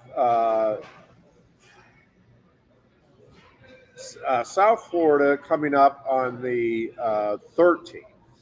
They have big time game right there for recruiting. Well, and they have Florida. Speaking of big games for recruiting, coming in on week 4. So, and that'll be again a week before. I'm not calling that either of those will result in losses. I think somewhere along the way, either Georgia or Miami. It just. I think that's likely. LSU, by the way, has Florida in week 3 coming up. They'll be home with Florida on the 13th. Well, if they beat LSU and they beat Georgia, well, yeah, Miami, Florida will be in the top 5. Yes. Yeah. So, again, somewhere along the way there, I just think Florida knocks off either one of those teams or Georgia gets knocked off. Somewhere, I think there's going to be something happening still within the top 5 on the upset I am worried about Penn State playing BYE the week before. Before we get there. Yes. Come on, Ironhead. Who talk to me right now. I mean, let's talk about we were off the air. He was beating me up. I am a beaten man. I am a broken man with a bad back, and he's attacking me. What? Over this that's trivia your question. wife. Oh. My wife. She beats me. I am coming up with the big blind. Yes. Really? Yeah. It's a great question. Maybe I should hold on to it. And I'll tell you. No. You need to share with us. Is very ingrained in the Penn State world still with his DNA, his offspring. They're not playing football. Was Jared Vicious? Jared Vicious was the backup punter in 1994. No, I didn't. When he was like Darrell King was our regular kicker, and then I think when they did an angle kicking or law, I don't know which one it was, but Joe would come in and kick. And he wasn't like, again, we only kicked 28 times the whole year. He may have had 7 or 8 or whatever, but Jared Vicious was kicking during the 94 season. And he caught that pass in the Rose Bowl to change the momentum of that game. Yeah. But we saw Joe on Sunday, Landon and I. We were down at the student bookstore, and I see this like 6'5" dude walk by me with a cup of coffee, looking in the window and I'm waving at him. I don't know if the window was tinted or he didn't see me. I don't know how you don't see me, but yeah, he walks by. Who could that be? They had matches this weekend, so him and his wife came walking by, and Landon knows Jared Vicious's daughters pretty well, so he has met Joe. He was at the reunion, and Landon was telling the story. He goes, I was at the Illinois. My Illinois tailgate last year was my '94 reunion game, and there was like 200 people at my parking lot. In our parking, with the whole parking lot was just the '94 versus a big reunion. It was awesome. So I'm like, hey Landon, this is my teammate Joe from 1994. And afterwards he's like, who is Joe? What did he play? DN? Did he go to the NFL?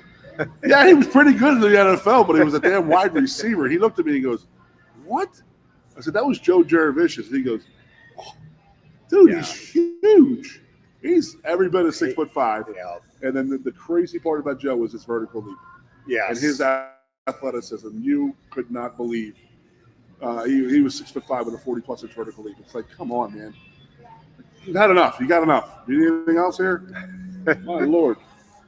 Nah, but Joe was always a good teammate. Stunk what happened to him in '97, but he got, he missed his bowl game and stuff like that.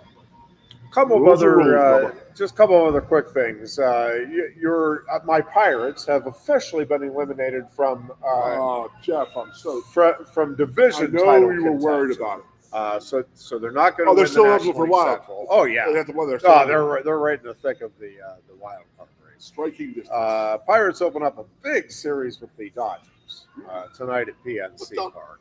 We missed a Shohei Ohtani versus Skeens matchup by 1 day. I think Ohtani is scheduled to go Wednesday and Skeens Thursday. Although Skeens, I think, is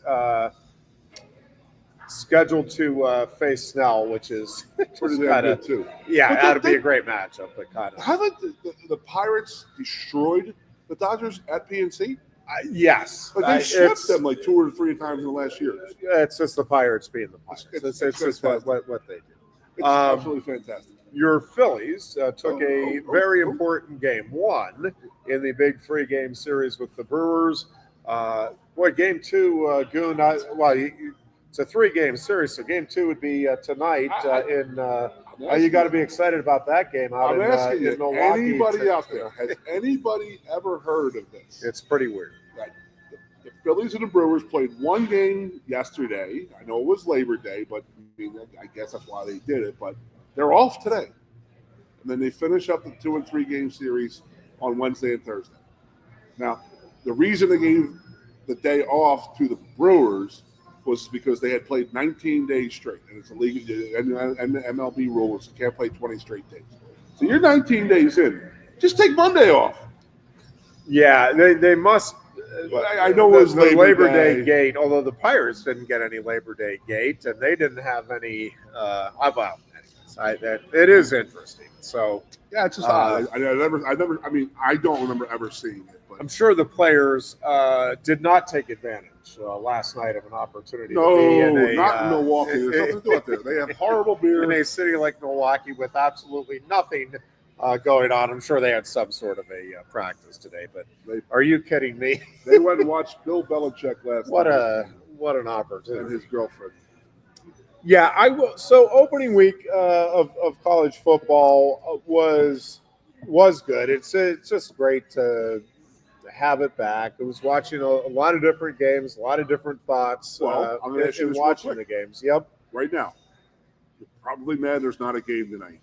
Well, we had 5 straight days of really good games, and it's like, oh, what's on the night? I'm okay with taking a night to catch my breath. Yeah. I am looking forward to getting the NFL season underway. Again, Eagles and Cowboys. We'll talk more about that Thursday night. No Micah Parsons for the Cowboys. Question is, will there be a Micah Parsons for the Packers on Sunday? Sounds like may get an injection to make that happen on That's going around Sunday.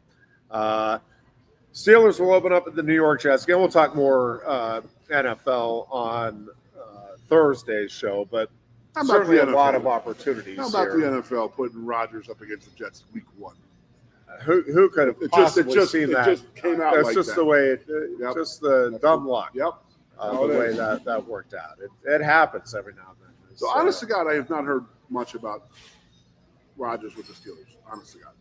Well, nobody has, because it's been uneventful to this point. He hasn't played in any preseason action, so we don't know what it looks like in a game setting. And I will say the predictions are all over the place. There are very few, and I am not among the very few that think Rodgers will get through the season healthy. Meaning, I'm not saying he'll suffer a season-ending injury. It just said he's not going to be out there for all 17 games as the Steelers starter. And I do think that's unlikely. But how this looks is I am just going to be fascinated to see. I am not expecting great things, but I am expecting better things than what the Steelers have seen the last couple of years. I do think he should be able to manage the game better, and I do think he has plenty of tools around him. And the tight ends in particular, I think, need to be a big part of the Steelers' offense this year, a la Tyler Warren for Penn State last year. I think they need to use Smith, Freiermuth, and Washington. You're not going to find three bigger mutants than them, though. Yeah, well, and you have DK Metcalf, who is also your team is a mutant. Yes, and so take advantage of that. Like I think getting the ball. I think the short passing game needs to be the Steelers' bread and butter this season, and that and hopefully that sets up taking some long shots downfield and helps set up your running game, which again I think is also a big question mark going into the season. I think the Steelers' defense, if it stays healthy, will be good, maybe not great.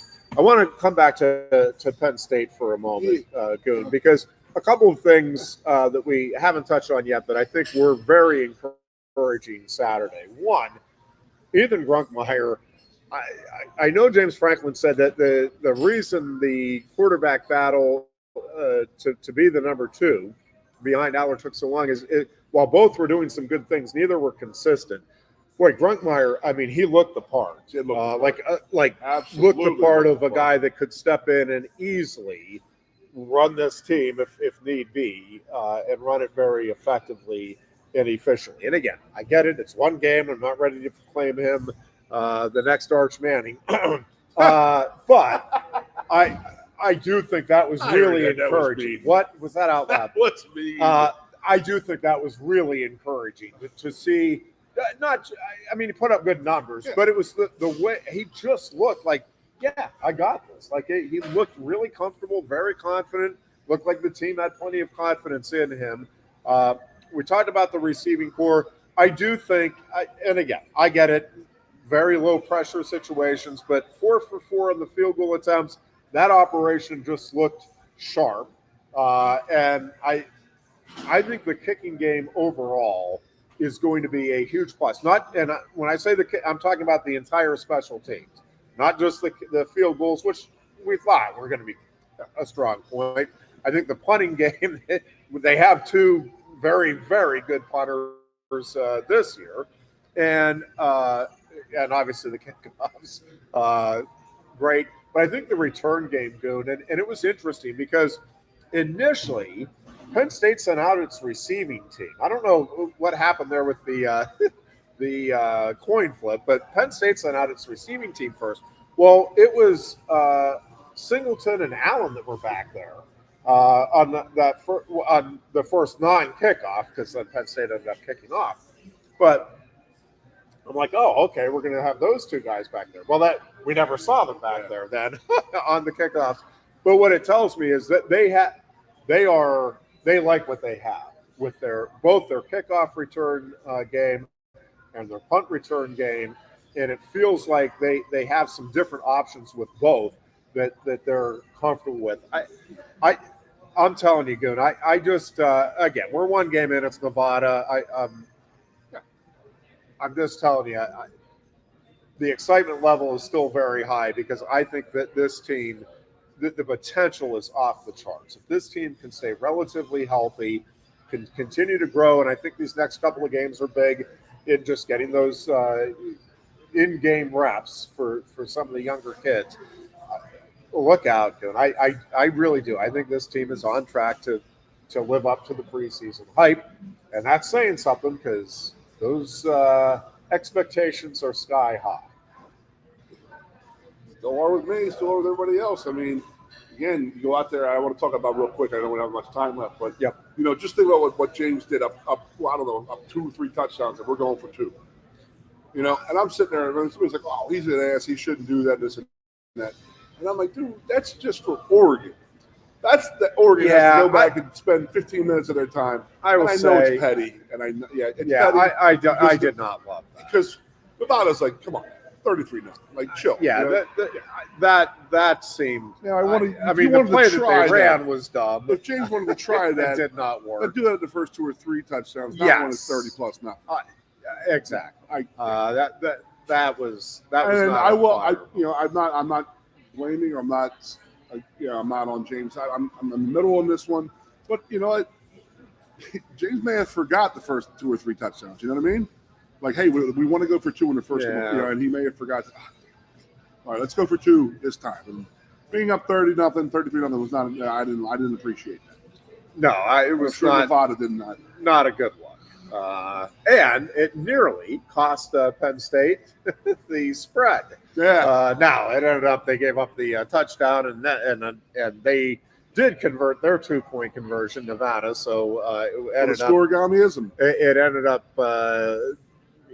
not close on covering. Penn State did not cover, but for a while, it looked like that extra point was going to cost Penn State the opportunity to cover, in which case the gamblers would have been very upset. Probably still upset with James Franklin. The best show on television is on Monday night after Monday Night Football. There you go. Bad Beats with Scott Van Pelt. It's hilarious. All right. That is going to wrap up today's show. We will be back Thursday with another edition of the Lion Country Kia Goon and Ironhead show here from Quaker Steak and Lube, where you can come on down and enjoy the all-you-can-eat wing buffet now. Until Thursday's show, folks, be good and be safe. No one likes making trips to the gas station. Well, Lion Country Kia can help. If you're tired of going to the gas station all the time, Lion Country Kia can help with the 2025 Kia Sportage Hybrid. Save now with 2.9% APR financing for up to 48 months. And get $500 Kia Finance bonus cash. There's 14 available that get 38 MPG combined. Say goodbye to all those pump visits. 2025 Kia Sportage Hybrids start at just $32,285. And be sure to check out the full Kia lineup too. And their selection of certified pre-owned Kias. Remember, every new Kia comes with a 10-year, 100,000-mile powertrain warranty. Ease that pain at the pump with a 38 MPG combined 2025 Kia Sportage Hybrid from Lion Country Kia, 1334 Drivable Street off Shiloh Road behind Sam's Club, State College. Warranty is a limited powertrain warranty. For details, see dealer or go to kia.com.